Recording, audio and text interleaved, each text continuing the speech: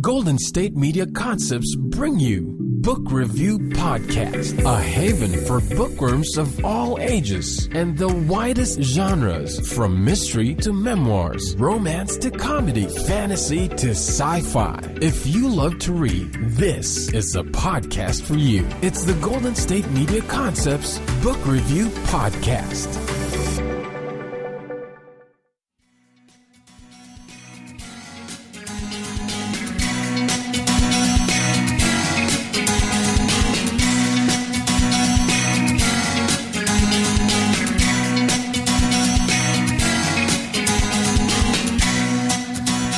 Hello and welcome to the GSMC Book Review Podcast, brought to you by the GSMC Podcast Network.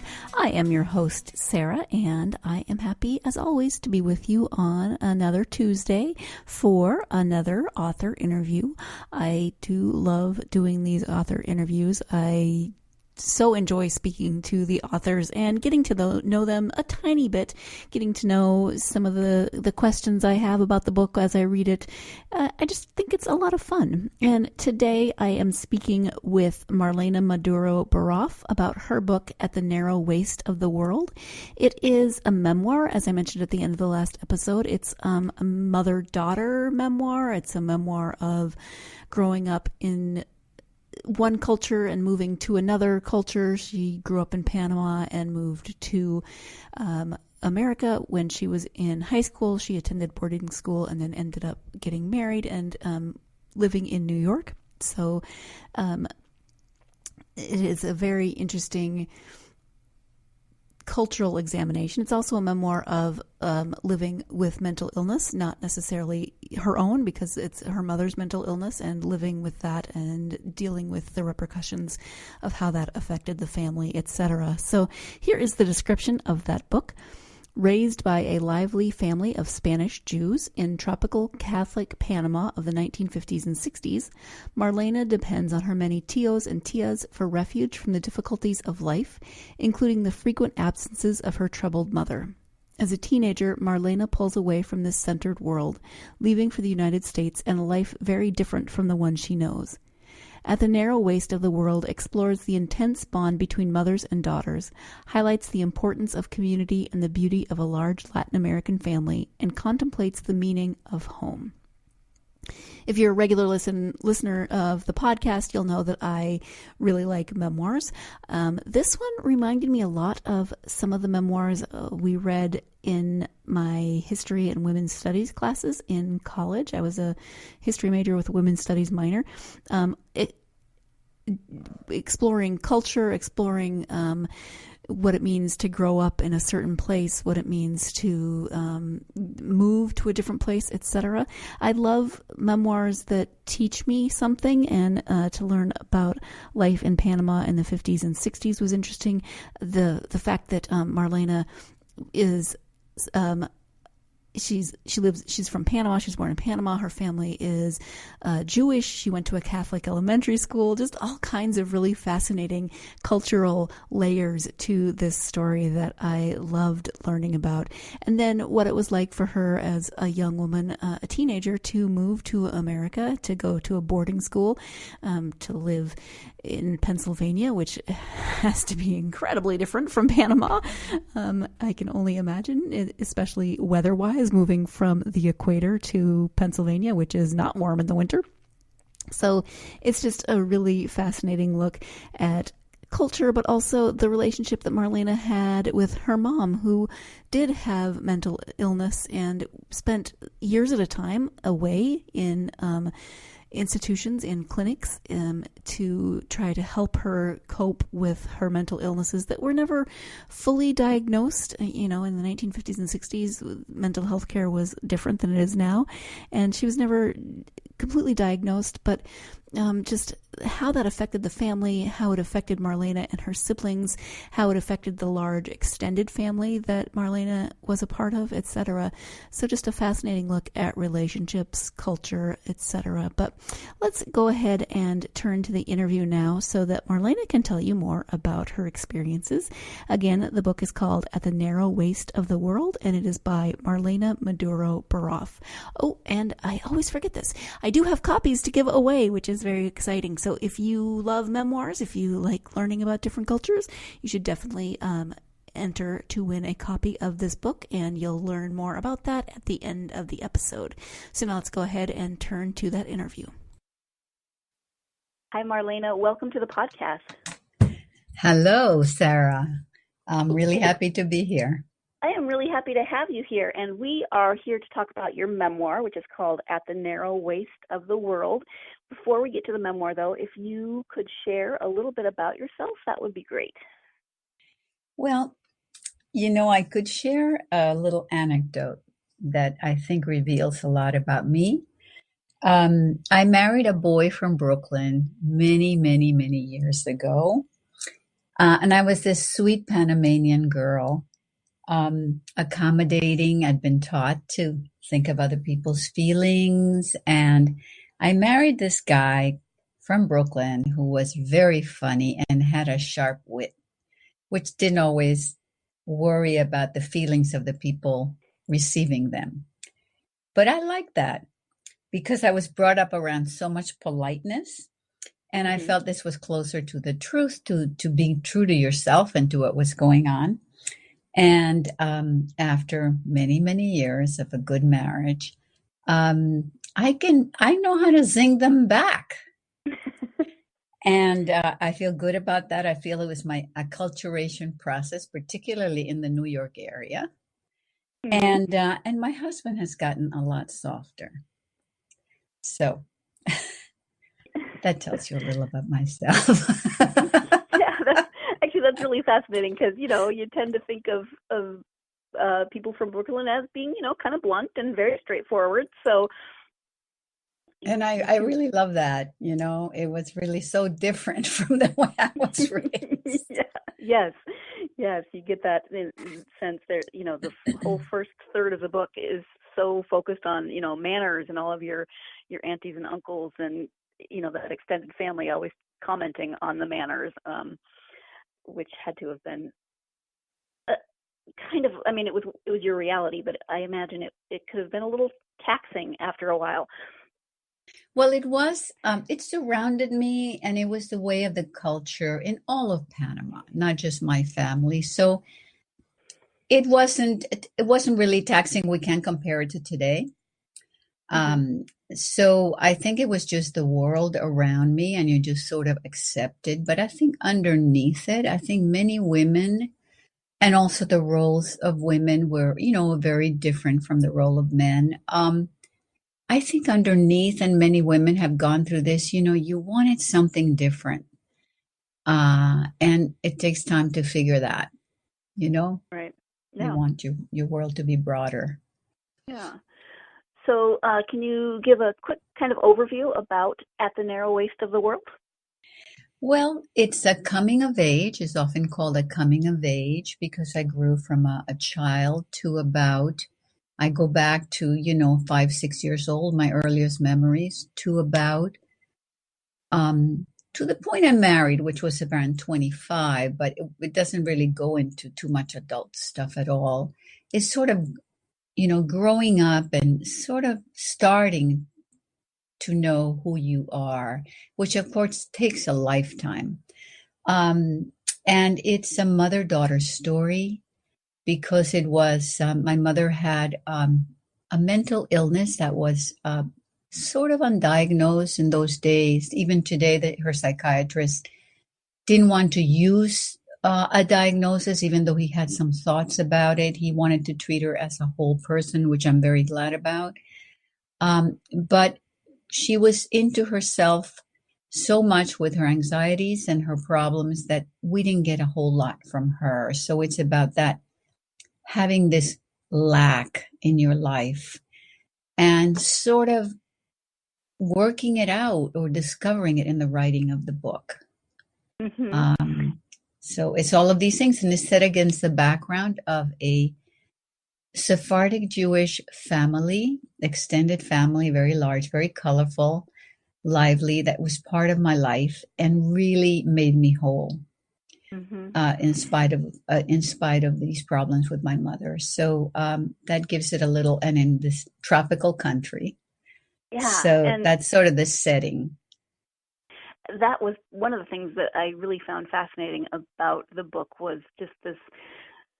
I said before the interview, kind of the layers in your story, but also I was just fascinated by. I don't know a lot about Panama or that culture, and then your family is Jewish, and you went to a Catholic elementary school. There's so many different layers, and it was a really fascinating cultural experience for me to read that. I'm happy. So what prompted you to write this memoir? Well, it was a surprise when it happened. I had had different careers in my life. I've been an editor with school books at several of the lovely companies in New York City. And that was about 11 years of my life. And I did it through the birth of my firstborn. And then when my second born was born, his name is Eduardo, I was going to work as a freelancer in editing and things like that. And I decided that outside of the company, not working with authors, it was just, would earn very little money as a freelancer, and I wouldn't have the connections. I would be isolated. So I decided, let me study design, which I've always loved. So that was the beginning of another career at Parsons School of Design. So then I did all that. And for many, many years. And then there was a lull. The economy got very bad in this country, the housing, especially 2009, around there, about 10 years ago. And so the design business was kind of at a low spot. And I decided to follow my heart and take some courses at a local college, the Sarah Lawrence Writing Institute in Bronxville, in writing workshops. And that just opened the door, and the story started coming out. But I hadn't planned it. And I think we can say that to some extent it was trying to discover my mother. And then there was a bit of nostalgia too, because I'd been out of Panama for so long. So that was, I think these were some of the motivations. But it was unplanned. Okay. This is slightly off topic, but it just made me ask, how often do you make it back to Panama to see your family? I do actually. I'm doing it about every year and a half. And sometimes my sons or wives, we have some little grandchildren. They were there with us for a family wedding of my niece.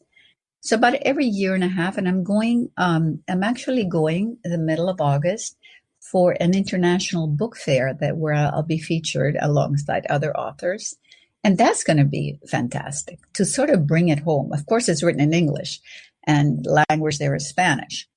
But that's going to be interesting, and see how my family receives the book and all the information I've said about them with real names. Yes. Have many of them read it?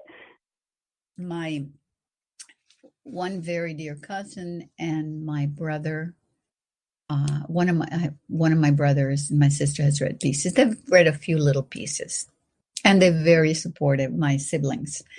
But no, it's going to be a surprise. I'll tell you about it. That will be fun, yes. And you say that the book is written in English, but there is a fair amount of Spanish mixed in there. And you talk a little bit about that in the foreword of the book. Can you just talk a little more about your decision to really incorporate the Spanish elements of the writing? It was inevitable. When you are a bilingual writer, I live here, so I'm thinking in English on a regular basis. But if you throw me next to somebody who can speak Spanish as well, and my brain goes in the dual mode. So it's very, very natural. And to recreate these lives these stories that happened in Spanish, I couldn't divorce it completely. I didn't want the token word. So every now and then you'll have a phrase that kind of really defines the moment in Spanish. And I think, and I've been told by readers who have read it, that that's one of the most lovely things about the book, that I don't try to do like translate it literally, because that would be boring and stupid, but I will put it in a context where everything else around the phrase kind of really explains it. I might say it in a different way in English, the same thing. So it was totally natural. I think it gives it a music. That's music that plays in my own head, and it's been received well up to now. Let me hop in here so we can take our first break of the podcast. But when we come back, more with Marlena Maduro Baraf about her book, The Narrow Waist of the World. Stay tuned. You're listening to the GSMC Book Review Podcast, and I'll be right back. Do you want to be healthier, yet you just don't know what to do? All these shows telling you this and that, but nothing seems to work. Well, listen close. Golden State Media Concepts has got something great for you. The Health and Wellness Podcast, dedicated to workout trends, healthy eating habits, diet, and everything about healthy living. Join us in our banters as we help you not just live life to the fullest, but live it to the healthiest.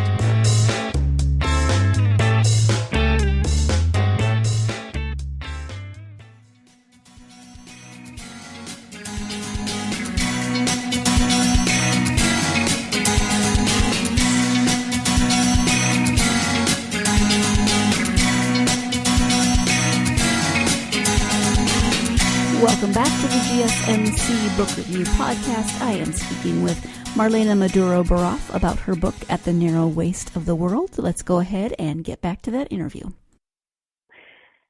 You've mentioned your mom. Can we talk a little bit about, this is a mother-daughter story. Can you talk a little bit about how your mother's mental health issues affected your relationship with her, your upbringing?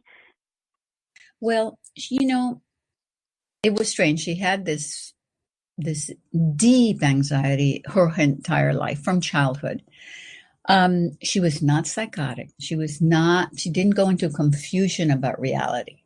She wasn't on that level, but she did a few times. She was paranoid for a while, and profoundly hypochondriac, which means that you think that the diseases that other people have, you feel a little ache and you think, oh my God, I have cancer, or I have whatever the last disease you heard about. So in that way, you are not in the reality, and you can't believe otherwise. So she was very anxious. She lived at home and, got our clothing and bought our clothing and arranged for dinners. And we had maids in Panama. It was pretty typical. But I think, and she went to some psychiatric institutions 3 times in my life for years sometimes, because she'd get to a point, she was functioning, and then she'd get to a point where she couldn't function anymore. So my uncles and my family would say, okay, or she would say, it's time for me to go. But because she was so into herself and so driven by this anxiety, we, the kids, were left out of a lot. So it was overwhelming. I became like the mother. I became her mother because she was, sort of helpless in her behavior. And then I would give her massages and try to lower her anxiety. And I became very serious. I understand this happens a lot with children of parents who are not coping in some way. You become the adult. And so in a sense, I cheated myself. I was so thorough and adult-like, and I needed to understand in order to manage this distress. So it was like putting in a box. Anyway, so I'm much, I think I've gone beyond that now. Mm-hmm. But that's the way it was. And my sister also felt all kinds of things, and 2 brothers as well. Right. And then your father died when you were all fairly young. So yeah. I know that affected the family dynamics as well. Right. Yeah. I actually, it's a little, that was another big thing. I don't want to talk too much about it because I don't want to reveal too much about that. But that was huge. And the family this extended family kind of filled in. Right. They can't do it entirely. They can No. make up for the parents completely, but I think what a family or some kind of loving community, if you don't have an extended family, like we had really big, living in a small country, in a small city, close together. That was unusual and is more typical of long ago, where people lived in small towns and cities and everybody they knew lived there. Is similar. But I think what it really proves is that close community, somebody you can, if your parents are not functioning for whatever reason or not around, that you need people around you that you can imagine you could be. I think that was the biggest thing with my family. It was usually my uncles.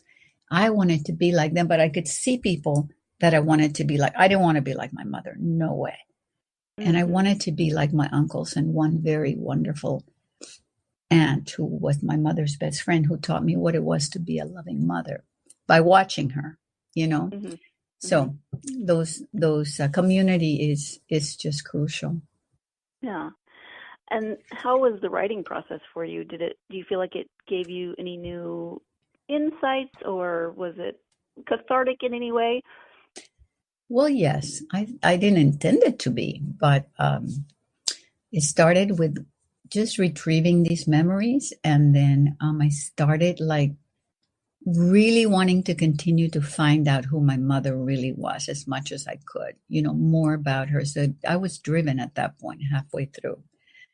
And I think it was. And other people who've written memoir have said the same thing, that I discovered that she was so full of life in spite of this anxiety that ruled her life. And she wanted to go to parties and be part of things. And she was very generous. And I kind of saw that more fully. And I also saw letters that she'd written me when I was in schools long ago. And I thought that there was a lot of love in them. So was like so wonderful, you know, in the end. Mm-hmm. It just settled this hurt, you know? Yeah, that's lovely. The book itself is written almost like a series of essays or vignettes. Did you start writing maybe smaller stories, or was that your plan for the book when you started it? Well, I didn't have a plan for a book, you know. It just sort of happened. I'd write another story and another story, but they remained these kind of moments of memory. And I like that. I like that style because I wanted to go back to the visual, the smell, what somebody said, the actual feeling I had at the time. So that from the beginning, it was a collage of these memories that to my eye, and still today, feel closer to the truth, in quotes, but to, you know, that in quotes, it's not pure exact memory, but to me, that is closer. I wanted to get to the experience. So I didn't put a lot of stuff in between. It's developed in a way that leads you somewhere. But so what was the question? That whether that came first. So I just wrote it that way, and then after the fact, 4 were picked up by literary journals and published, and that was just lovely. But that came after the fact and before publication as a book. Okay, thank you. And we've talked a little bit about the use of the Spanish in the book and the fact that you've lived really between two cultures. On your website, you talk about this process that you have embarked on to learn more about others who have had similar experiences. So right. Can you talk about your series, Soy, Somos, I Am, We Are? Yeah. All this time that I've been writing pieces of the memoir, or alongside it, I started doing this thing. I noticed, living in the East Coast, but I think it's true everywhere in this country, that there were so many Hispanics around me. They could be working in the kitchen or busboys or doing some incredible work of other kinds, chiropractors, just any kind of profession that you can imagine. But I saw so many and I became fascinated because, in my country in Panama, in Latin America, the countries were sort of isolated from each other, even though they're connected physically, many of them. So here I'm in the United States and I start meeting people from all these other countries in Latin America that I wouldn't have met before. And I know that the histories in their countries are very different from my country, Panama. So it was fascinating to me. And then finding them all here. And then, or their parents were born in these countries. They were not, all immigrants like me. They also, we shared the Spanish language. We shared a bit of formality and kindness in how we deal with people, a little softer, I would say. We had maybe enjoyed the same music because that is so true over most of Latin America. They sometimes they had this lively sense because I'm sort of from the Caribbean. So if I met people from Central America or some other countries, you get this life. So I started, I wrote a piece about encountering this that came out in the Huffington Post. I think it was something about, I think the title was oh my goodness, Living in Spanglish. Mm-hmm. And then that started me on just interviewing people face to face that I would meet occasionally. Or if I went to California once, I met, several others. I'm trying to do it in different places. Face to face, and mostly I carried them in my blog, and people seem to love them, and I'm going to continue. I've done 15. I've done 15 of these interviews, and I think it's important today to learn about people who might be different from us, and who care about the same things we care, and yet have interesting histories or interesting jobs.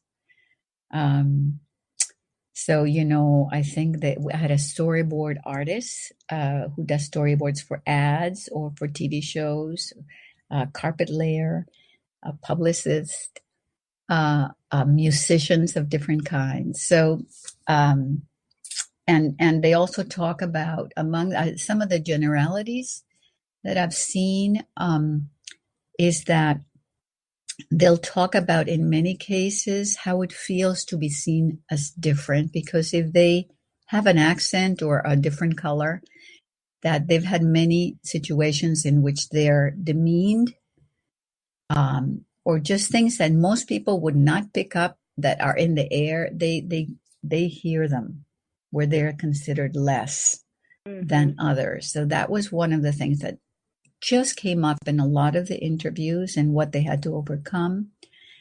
And the other thing, I'm just fascinated by this. That's why I'm going on about it. It is fascinating. I really am, and I want to continue. Maybe I'll do a little collection in a book of this. But the other thing that struck me, that almost everyone mentioned, that like if they had come to this country when they were young and maybe they had to learn English or some other ways, there was always some teacher, usually like a teacher that kind of gave them a chance, that believed in them somewhere in their life. Sometimes a person at a job who changed their whole life because they believed in them. And I have a son who's a principal, so I tell him that story. So and that was really interesting because it keeps coming up. Yeah, I think so often we tend to just sort of conflate all of the cultures, and there are so many different types of people who come under the heading of Hispanic or Latinx, and they're not the same. They're not the same people. They have very different experiences growing up. Totally. So in this country and in their countries of origin, which are very different. Yeah. So I love that you are collecting those stories. That sounds really interesting. And those are those on your website? They are on my website, and I'd love people to discover them They're also can be found on HuffPost, but they're all on my website, which I'd love people to take a look at and maybe subscribe to, particularly because I'll be doing I have about 15. I'll be doing new soy somos once this whole publishing thing calms down a little, because I don't really have time right now. Mm-hmm. But I already have some people lined up. Second and final interruption so we can take our final break of the podcast. Stay tuned. You're listening to the GSMC Book Review Podcast, and I will be right back. Tired of searching the vast jungle of podcasts? Now listen close and hear this out. There's a podcast network that covers just about everything that you've been searching. Hey! The Golden State Media Concepts Podcast Network is here.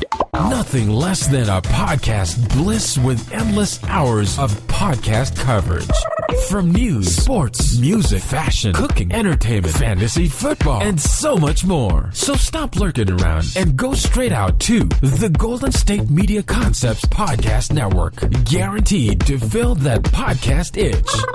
Whatever it may be. Visit us at www.gsmcpodcast.com. Follow us on Facebook and Twitter, and download us on iTunes, SoundCloud, and Google Play.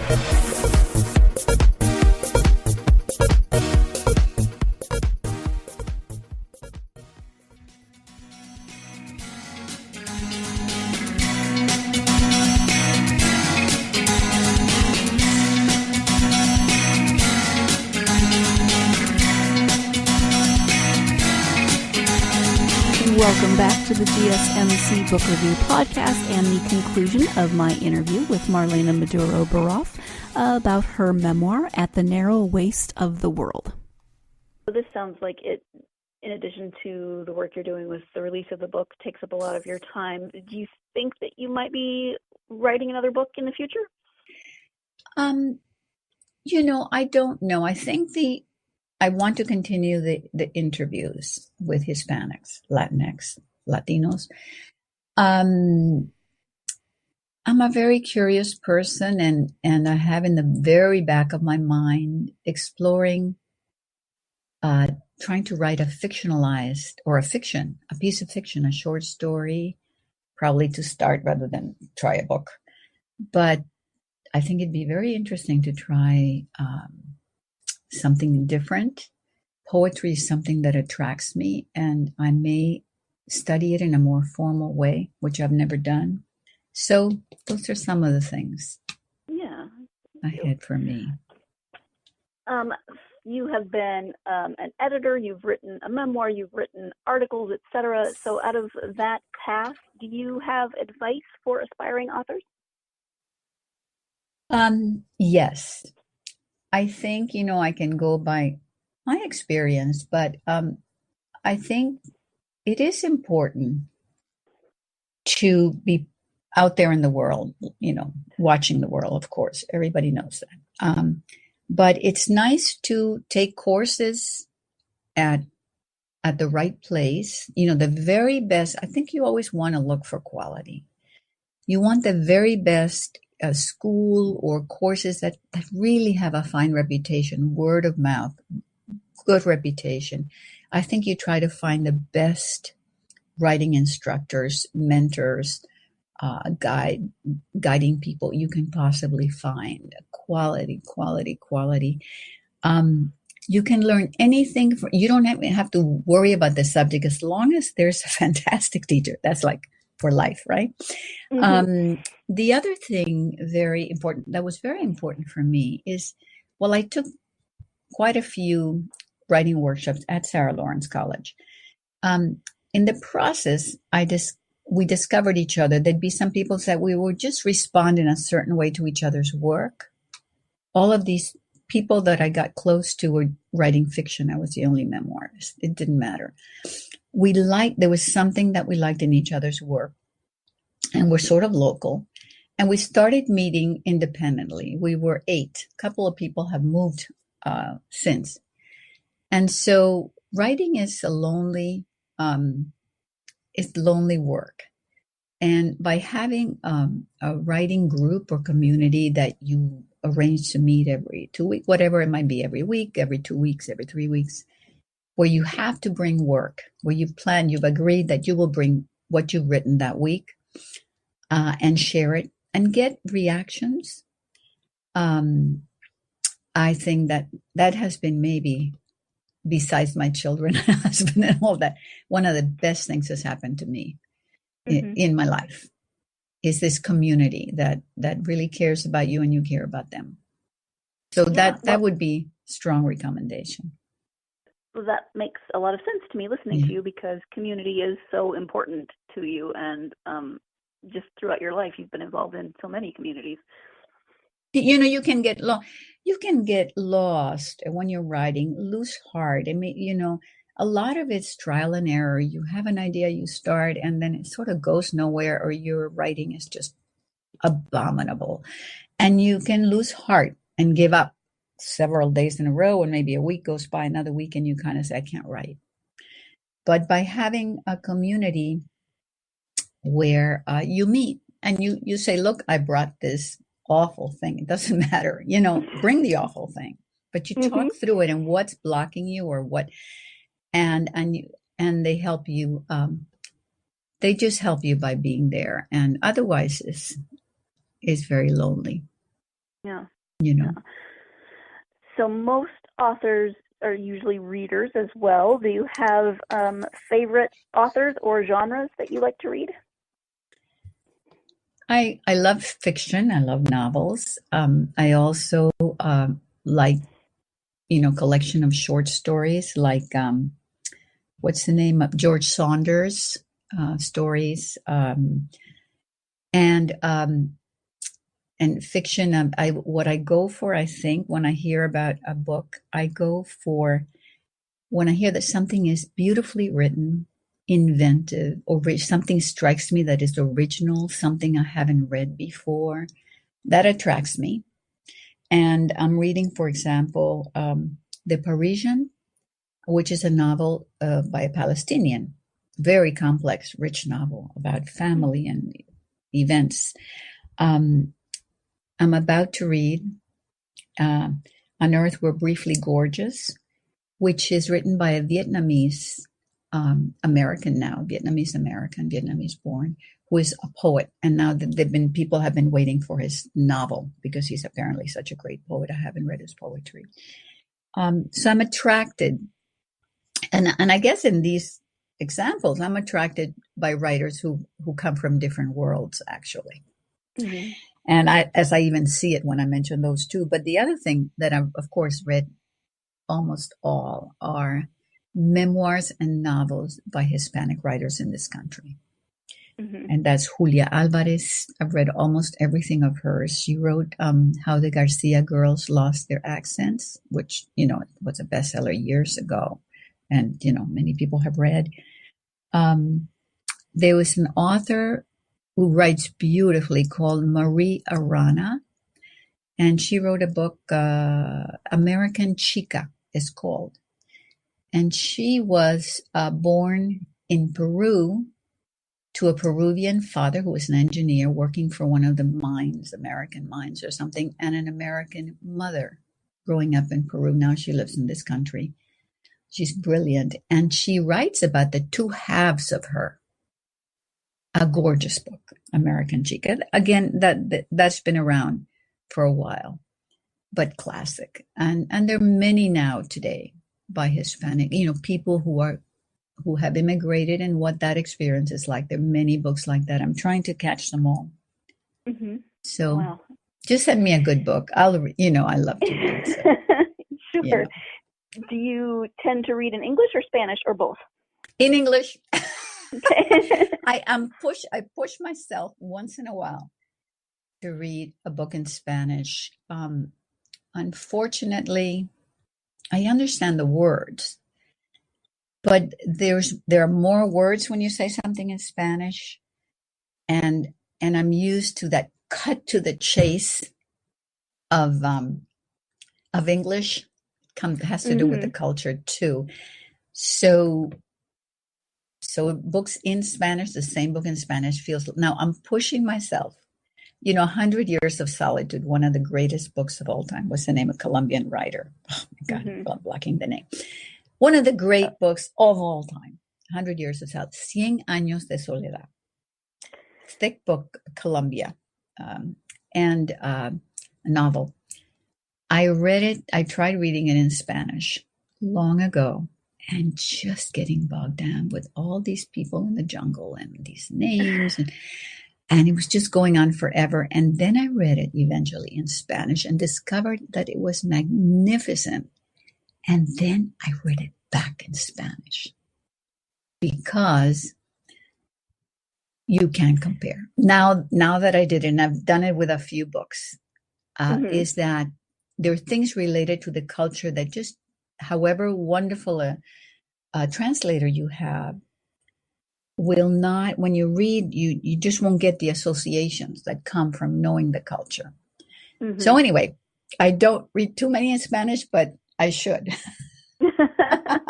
Well, I'm impressed. I mean, anybody that's bilingual or multilingual is impressive to me. So it's Gabriel Garcia Marquez. And that's right. Author. That's right. Yeah. Who died recently. As soon as you said it, I blanked on his name as well. Yeah, and it's like considered, one of the maybe 20 greatest books of all time.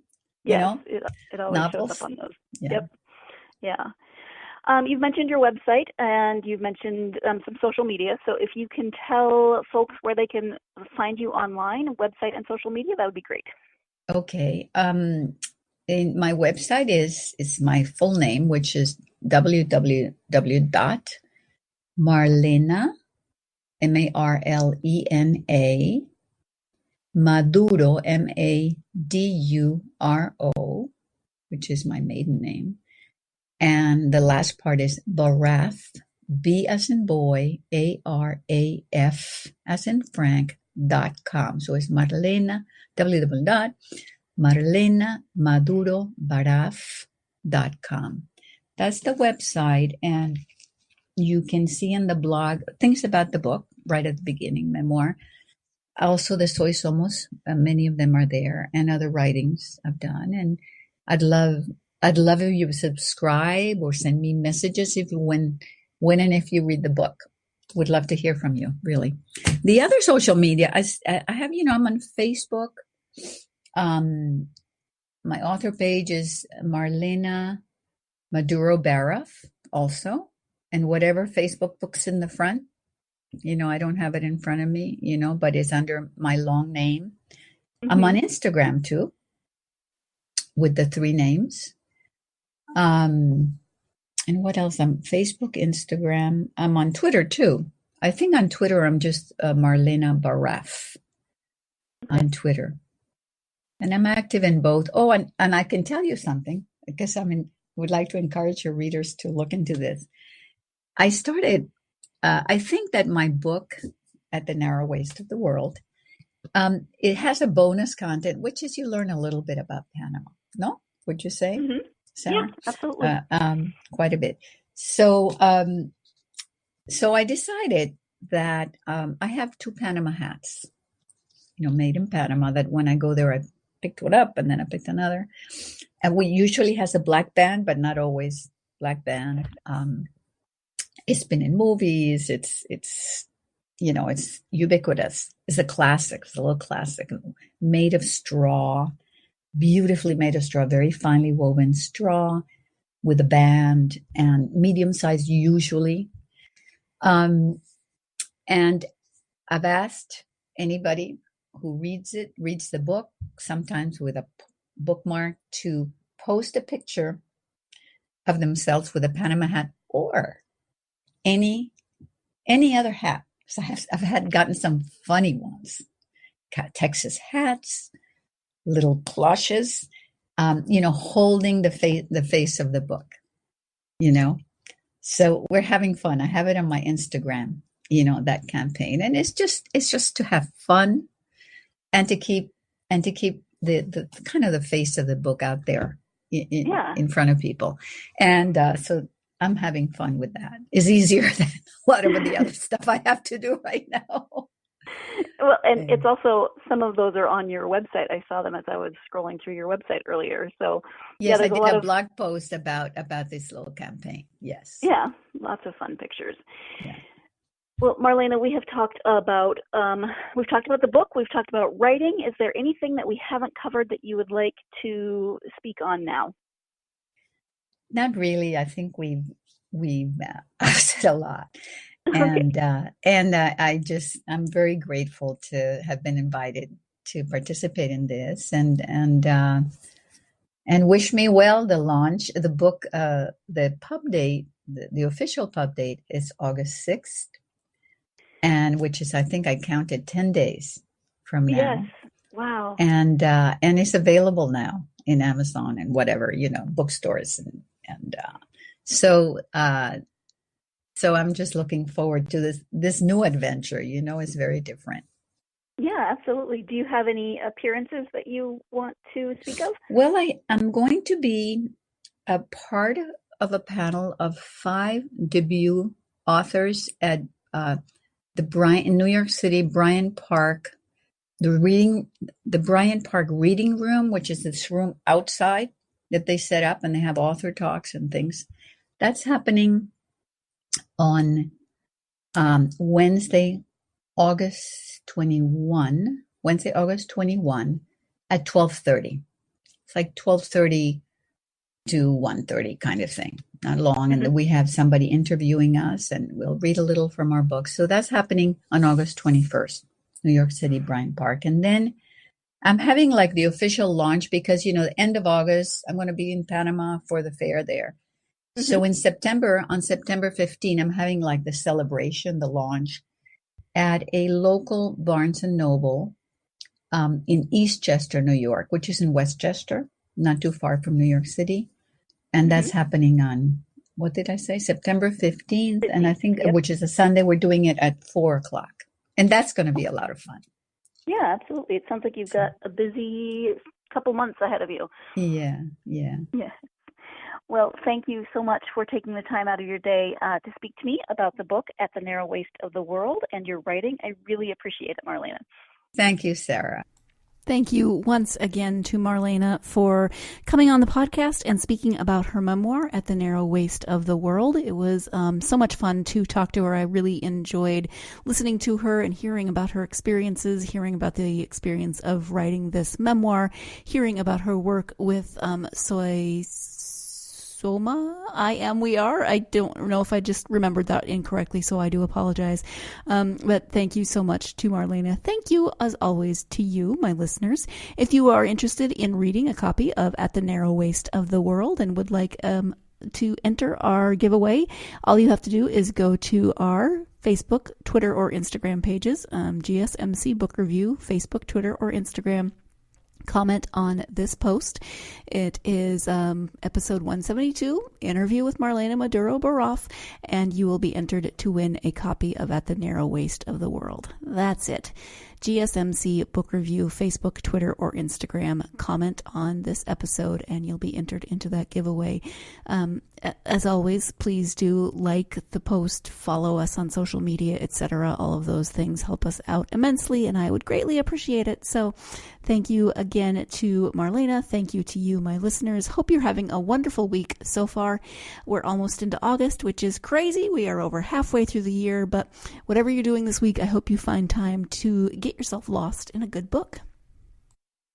You've been listening to the Golden State Media Concepts Book Review Podcast, part of the Golden State Media Concepts Podcast Network. You can find this show and others like it at www.gsmcpodcast.com. Download our podcast on iTunes, Stitcher, SoundCloud, and Google Play. Just type in GSMC to find all the shows from the Golden State Media Concepts Podcast Network, from movies to music, from sports to entertainment, and even weird news. You can also follow us on Twitter and on Facebook. Thank you, and we hope you have enjoyed today's program.